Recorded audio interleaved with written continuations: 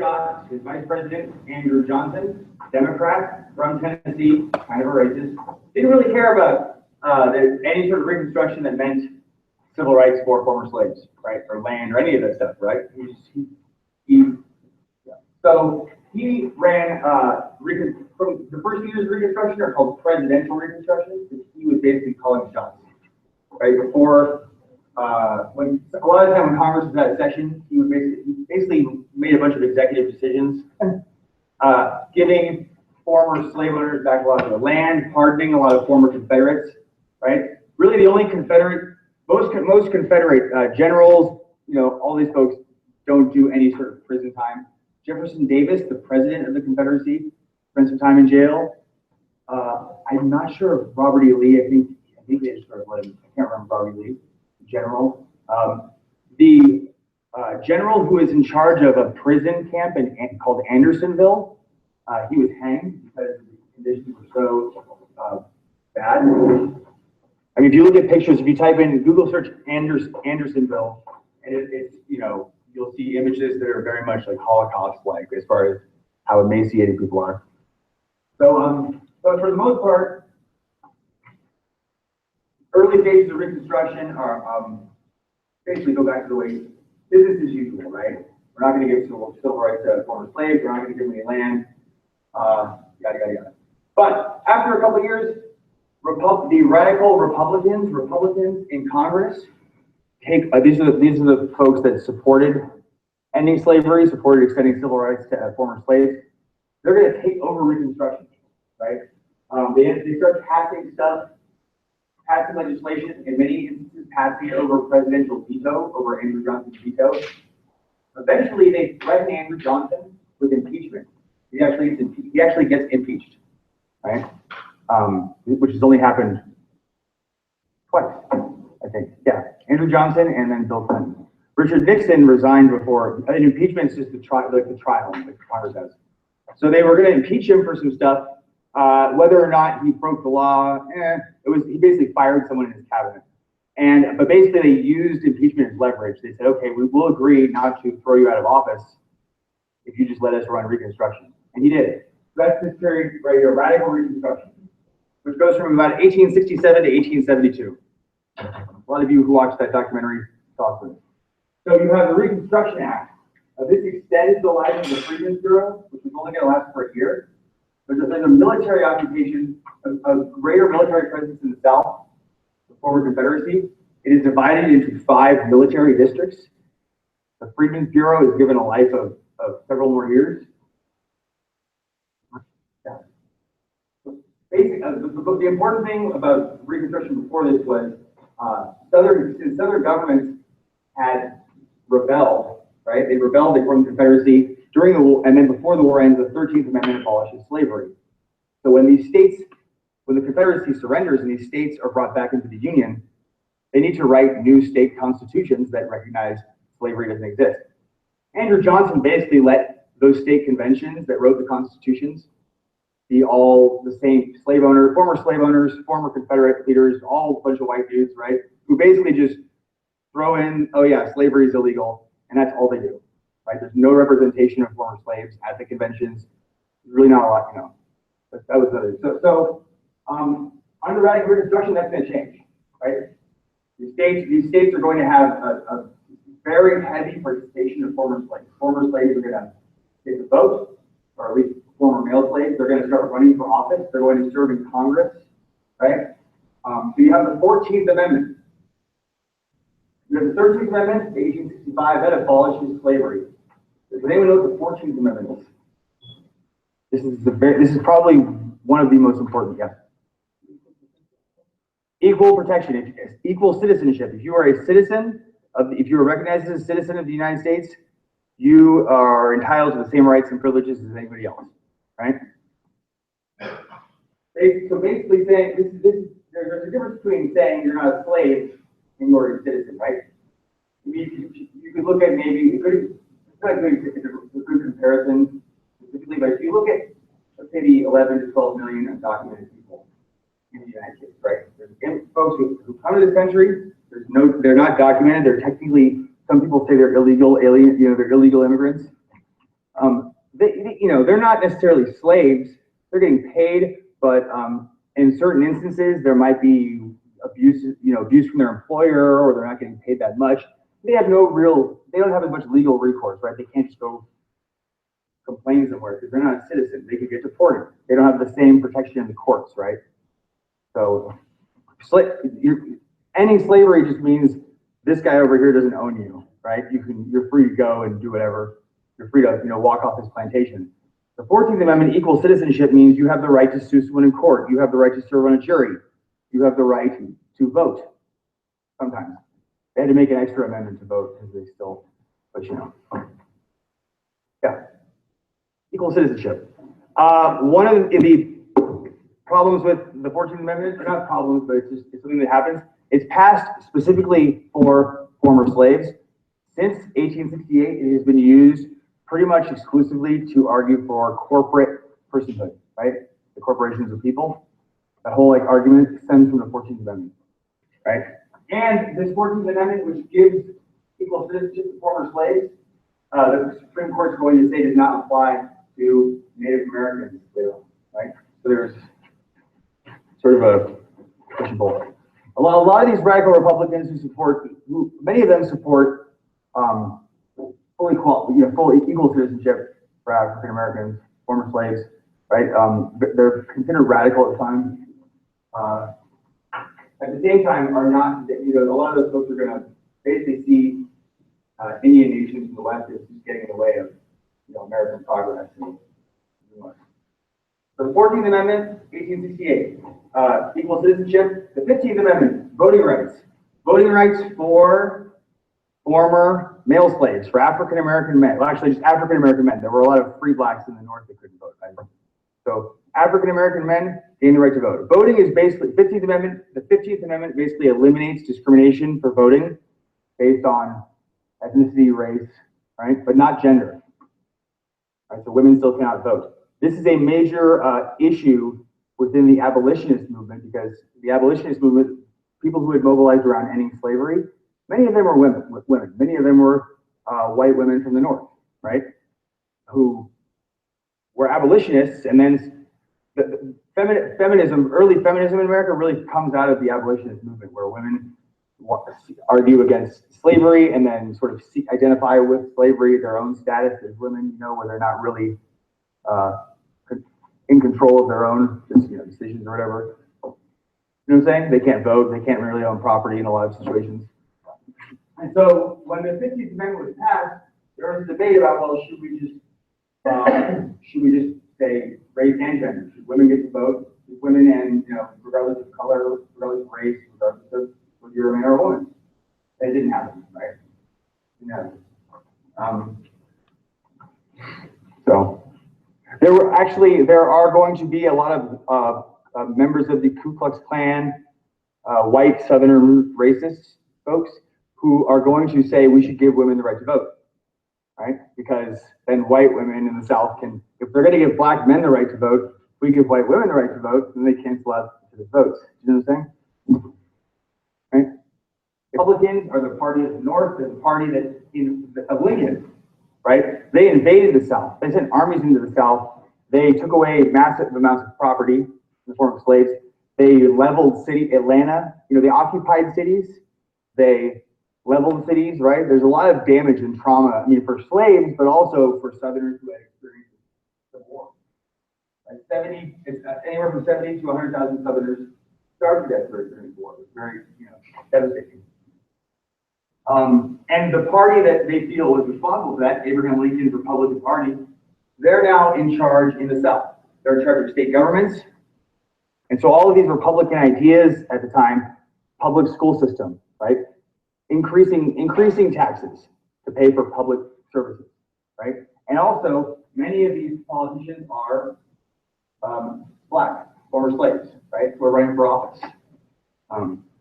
Yeah. It was, you can imagine, I don't know if anybody's paid attention over the last 8 years, or especially early on when what was our last presidency? What was it? Not Bush, no. Obama, right? I mean, I don't know if you ever pay attention or if you've ever like read a YouTube comment thread or there's just a lot of people who, even after, they were not really accepting of the fact that the president was a black guy named Barack Obama, right? His middle name's Hussein too. Whew. I mean, there's a lot of people that just couldn't accept that, right? And that's in 2008, 2009, this is in the 1870s, right? So they had this term, scalawags. Scalawags were white Southerners who became Republicans. They were seen as traitors, right? Traitors to the cause. Pretty much all blacks are Republicans, right? And it's going to remain that way until the 1930s, really in the 1960s. So they're because of ending slavery, Lincoln's decision to end slavery, the 13th Amendment. Because of this period, Black Americans are going to vote pretty much, be very loyal to the Republican Party for a very long time. They haven't really done a lot of. Yes. There are. You mean at this point? I mean, what? Oh, you mean like third party? Yeah, there are, but they well, there have always been many political parties. We have a two-party system. We have the way our election system works. It really fosters a two-party system. It's very hard for third parties to be successful. I am right.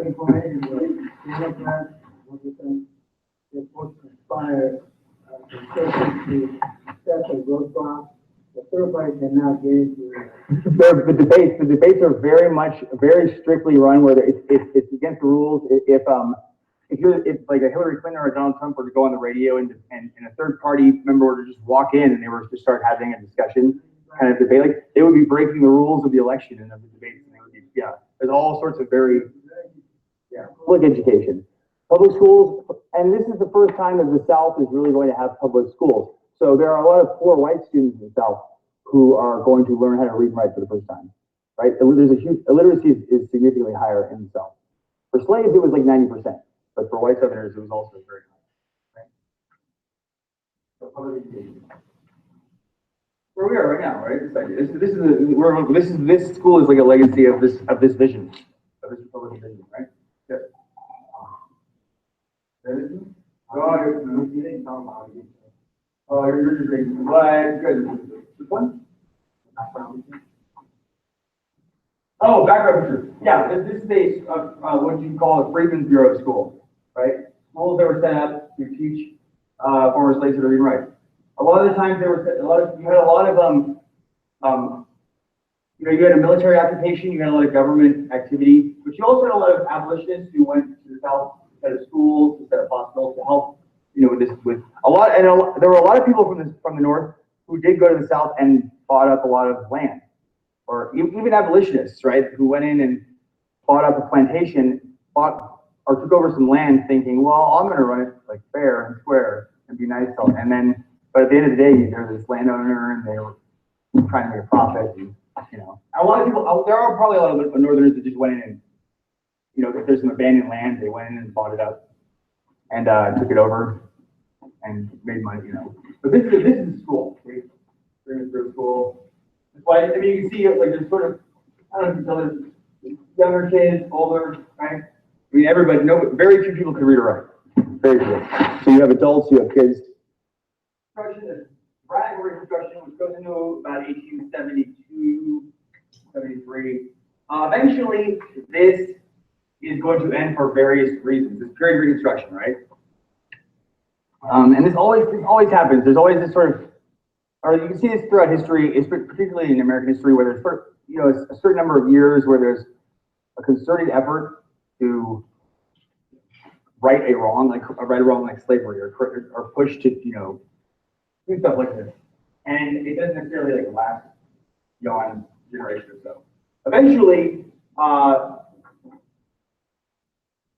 this radical period of Reconstruction, where there are lots of former slaves serving in government, there's a guarantee of protection under the law, civil rights, is going to end. You have the emergence of the Ku Klux Klan, right? The Ku Klux Klan. which is not something that you need. I mean, under slavery, you have. Do you know what the Ku Klux Klan? What do they look like? So you guys wear the hoods, right? You've seen this. Has anyone seen Django Unchained? Who's seen Django Unchained? Right? You notice how they don't. You notice how the scene where these guys, where these slave owner and all these people from the town have to put hoods, feel the need to put hoods on and disguise their identity. They do that when they are dealing with a free black person, right? When it's a slave, it went under slavery. Like, these Southerners didn't have to wear masks. You could abuse, you could sexually assault, you could if you owned somebody, you could do whatever you wanted. When that system ends, now subjugating former slaves, committing acts of violence against them becomes illegal. It's terrorism, right? If slavery is legal, and you whip somebody or you sexually assault somebody, it's not committing a violent act or a crime. You're entitled to do that with your property under the law, right? But when that system ends, now that sort of behavior and trying to continue that sort of way of life in itself becomes clandestine, becomes a sort of vigilante, right? So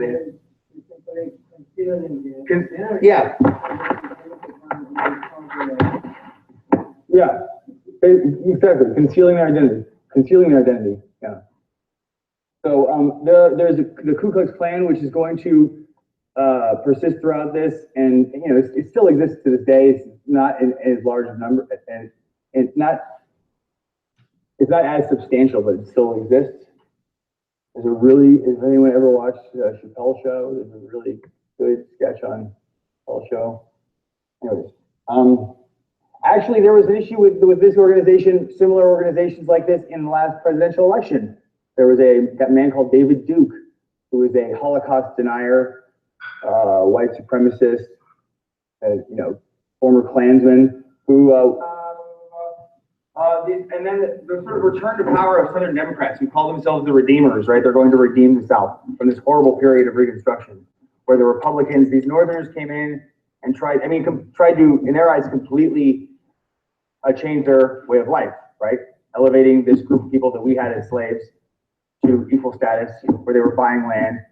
And a lot of this relates to, I'm not sure how much Eric Foner in the textbook, in your book, deals with it. A lot of this relates to gender, sexual stuff, right? And the idea of black men or former slaves, being free, being able to move around, marrying white women, right? This whole sort of idea.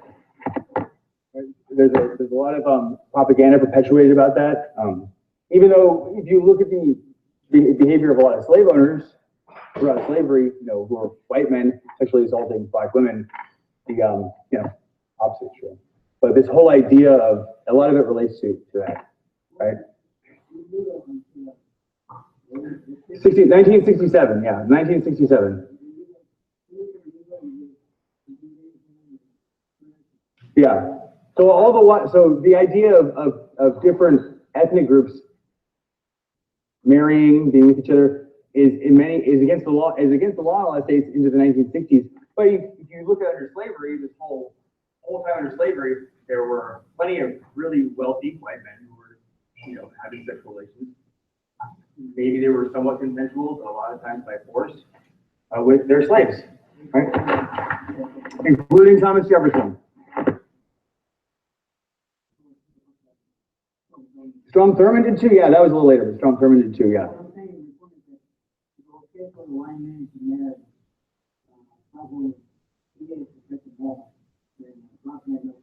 That's right. No, I'm joking, I'm sure.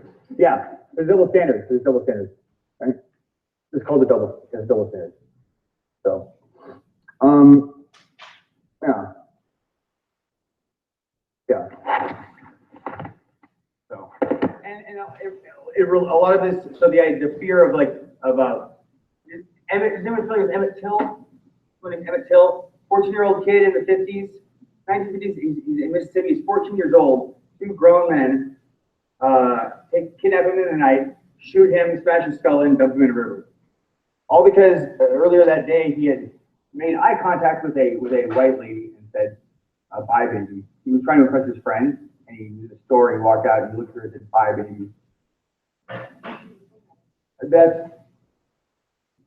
I've heard that too. But a friend who was with him, his cousin, said he said, "Bye, baby." He said, "Bye, baby. Bye, baby." He was just trying to be cute in front of his friend.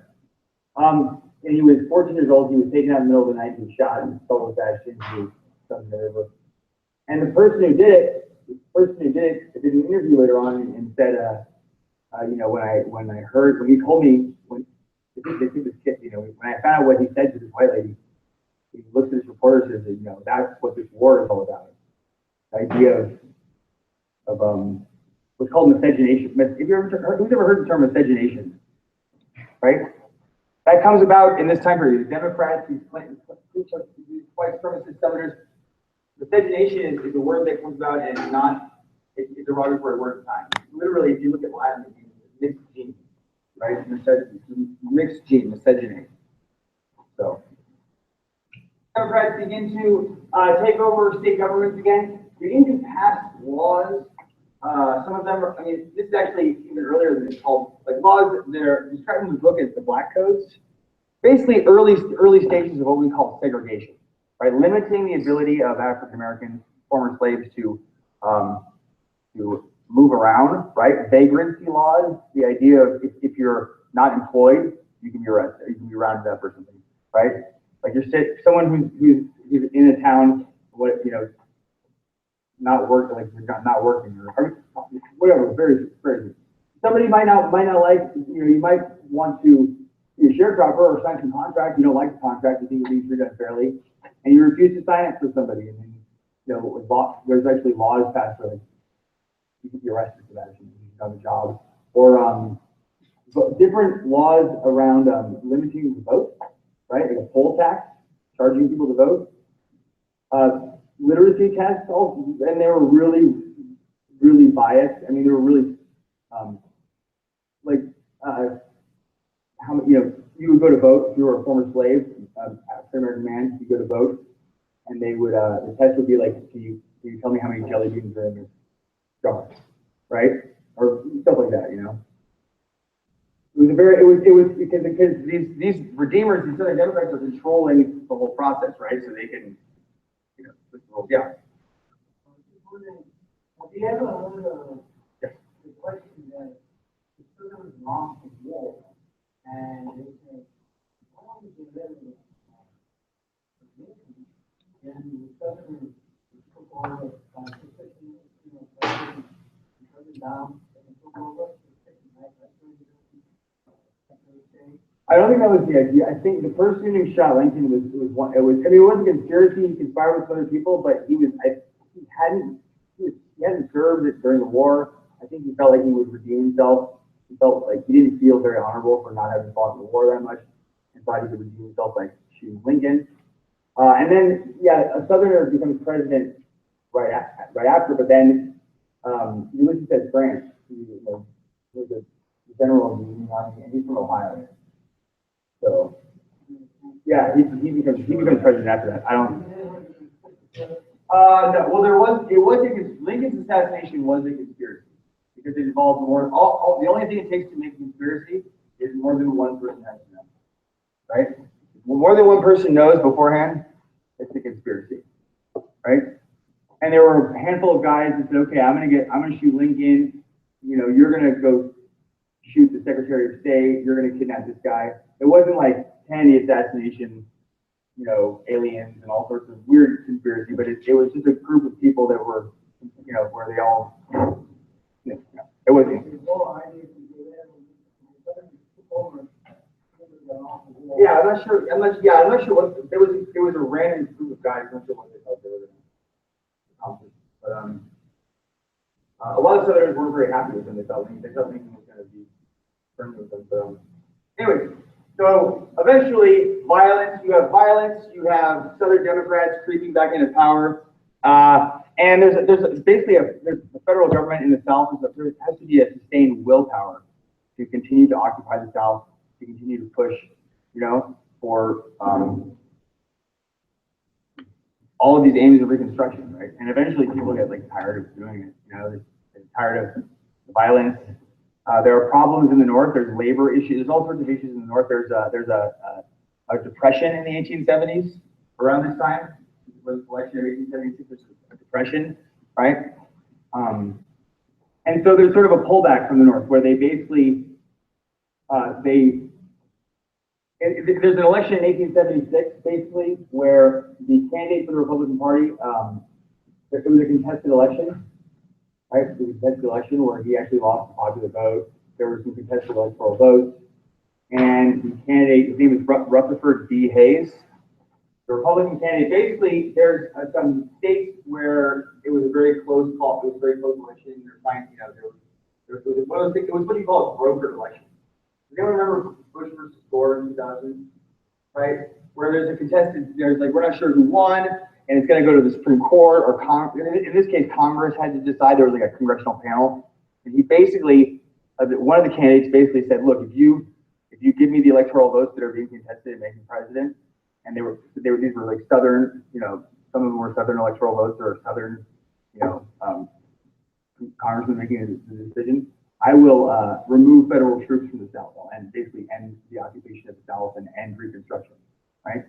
And so he basically becomes president. He does that, and the period kind of basically ends. And then, and as a result, what happens is you have, you know, slavery's over. Slavery has ended, right? That's a good thing. You have schools that are set up. You know, the illiteracy among Black Southerners who were under slavery, which was like 90%, is significantly reduced. But voting rights are going to be taken away, right? Protection in the courts, a lot of that stuff is going to be taken away. And we're eventually, there will be a system, the system that we, you kind of identify with what the civil rights movement was like, right? Separate drinking fountains, separate neighborhoods for people to live in, separate places to eat, separate rules, right? Separate places to, all sorts of stuff. Separate everything. There was a race, even in the North, this stuff happens. There was a race riot in Chicago in 1919 when, you know, because Chicago is on Lake Michigan. People swim in Lake Michigan. There's Black kids out in Lake Michigan. They were on some wooden floating things, drifted into, there's actually a white section and a black section to swim on a lake. And it sort of, they went out kind of far and they started drifting into this white section, and it literally caused a race riot. They went on for like days. So. Anyway. So yeah, so this is kind of, this is basically like this moment where there's been a decade where there's a concerted effort to create a multi-ethnic democracy, right? Where there's full equality regardless of race, regardless of ethnicity, and it's not very long lasting. And then you know, we kind of come back to that. It's sort of referenced in each chapter what's going on in the southern states throughout, you know, the 20th century, but it's one of those things where you come back to it. Basically at the end of class, it's like the 1950s and 60s. It's an unfinished thing, right? The Civil War was fought because the Revolutionary period, they didn't really tackle the issue of slavery, right? They sort of compromised over it. So they had to deal with it then. And then for that generation, ended slavery, but they were really unable to, you know, guarantee a lot of different rights under the law. So I think